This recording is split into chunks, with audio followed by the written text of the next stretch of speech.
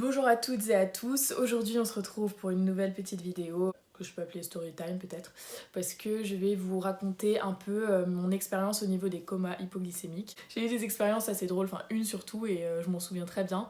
Le reste, il y a des passages dont je me souviens, d'autres je me souviens pas. Donc je vais commencer avec un semi-coma. Enfin en fait, j'étais, je pense, à deux doigts de faire un coma hypoglycémique à ce moment-là, mais j'étais encore consciente. C'était dans la nuit et tout, et avant j'habitais dans ma maison. Ma chambre était juste à côté de la chambre de ma soeur. On avait nos deux chambres vraiment juste à côté.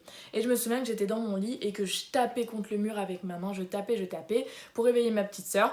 Ma soeur qui est venue me voir, elle me dit qu'est-ce qu'il y a, qu'est-ce qu'il y a. Je disais d'appeler ma mère. Et donc ma mère arrive et en fait, je me souviens très bien que j'étais dans mon lit et que je tournais à droite, à gauche comme ça et j'avais l'impression que mes mouvements étaient immenses et que genre mes bras, ma tête, tout était super lourd et je faisais que de répéter J'ai l'impression que je suis bourrée, j'ai l'impression que je suis bourrée. Du coup ma mère m'a dit je savais pas si je devais rire ou pleurer. Quand j'ai eu cette hypoglycémie très sévère, en fait j'avais vraiment la même sensation que comme si j'étais bourrée, je contrôlais rien en fait. J'étais peut-être en seconde ou en première, je sais pas, je sais que j'étais au lycée. Donc voilà, moi j'étais pas encore majeure mais je savais ce que c'était de se sentir bourrée donc... J'ai mangé, je faisais que de manger. Enfin ma mère et ma soeur me donnaient à manger quoi et après ça allait mieux et voilà, je ne suis finalement pas tombée dans les pommes, mais j'en étais vraiment pas loin. Ensuite, deuxième, cette fois-ci, coma hypoglycémique que j'ai fait. En fait, ça va être assez court parce que je me souviens pas ce qui s'est passé. Je me souviens m'être réveillée dans la chambre de ma soeur, par terre, allongée, avec les cheveux tout ébouriffé et tout collant. Je me suis réveillée, j'avais des pompiers autour de moi.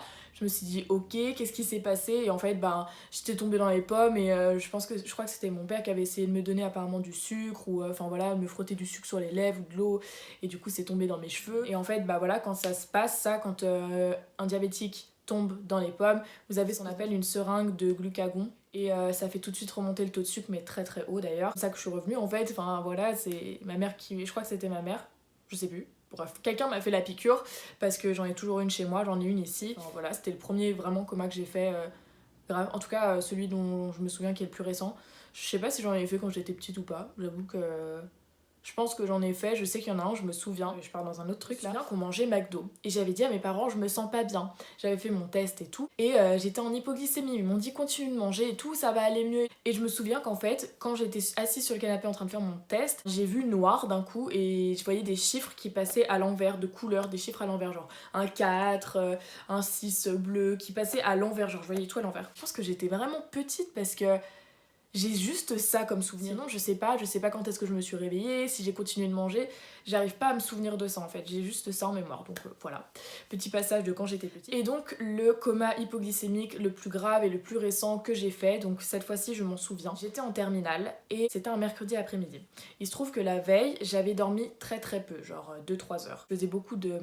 C'est pas vraiment des insomnies, c'est des insomnies mais c'est lié à mon diabète du coup. Et en fait, je suis rentrée, j'ai mangé, j'ai envoyé mon insuline et je me suis endormie sur mon lit et je dormis toute la journée, tout ça. Le soir, ma mère m'appelle pour manger et je ne réponds pas. Du coup, elle vient vers moi, je réponds toujours pas et là, elle me touche et je me mets à convulser. D'ailleurs, je vais le dire avant, mais le coma où je me suis retrouvée par terre dans la chambre de ma soeur, j'ai convulsé aussi, c'est pour ça que j'en avais plein les cheveux. Pour revenir à l'histoire, donc la grosse panique, tout ça, et elle m'a fait pareil, la piqûre, le glucagon. Et là, ça y est, je reprends mes esprits. Et je me trouve, donc ma chambre était à l'étage, je me trouve en bas dans le salon, assise à table, avec des pompiers autour de moi, ma mère, ma soeur, enfin tout le monde autour de moi. Et moi je suis là, mais qu'est-ce qui se passe? Et les pompiers demandent quel jour on est, donc lundi, mardi, machin, et en quelle année on est. Et il se trouve donc on était un mercredi et que c'était en 2015. Et moi je faisais que de répéter, on est un jeudi et on est en 2014. Donc ils me demandent. Et ils me disent non, toujours pas. Et moi je dis, On est comment ça? Enfin quoi, toujours pas... Enfin on n'est pas en 2014? Ils disent non, on est un mercredi, on est en 2015. Ils me reposaient la question plusieurs fois. J'y arrivais toujours pas. Et en fait, d'ailleurs, c'est récemment, j'ai demandé à ma mère, mais ça a duré combien de temps ça? Et elle me dit, ça a duré plus d'une heure. Je dis, pardon? Bon, pour moi, ça avait duré genre 15 minutes. Mais non, pendant plus d'une heure, j'arrivais pas à savoir quel jour on était, quelle année on était. Les pompiers, les médecins ont décidé de m'emmener à l'hôpital parce que c'était très grave, j'arrivais pas à retrouver la mémoire. Je suis arrivée avec l'ambulance. Et en fait, automatiquement, ça m'a fait vomir. Comme je l'ai dit, le glucagon, ça m'a fait monter d'un coup. En plus, j'ai mangé, j'ai continué de manger après, de boire mon jus de fruits. Ce qui fait que j'avais énormément de sucre dans le sang. C'était mon coma hypoglycémique assez grave. Clairement, j'aurais pu ne jamais retrouver la mémoire. j'aurais pu avoir des séquelles très graves. Quand le cerveau n'est tout simplement pas nourri, on lui donne pas d'énergie, et ben voilà, il se passe ça, tu convulses, tu perds tout contrôle. C'est pour ça que quand je fais une hypoglycémie, j'ai plus de force en fait. J'ai plus d'énergie nulle part, j'ai la tête un peu qui tourne parfois, ma vue qui commence à être altérée, etc. Tout est lié au cerveau quoi. J'ai eu de la chance.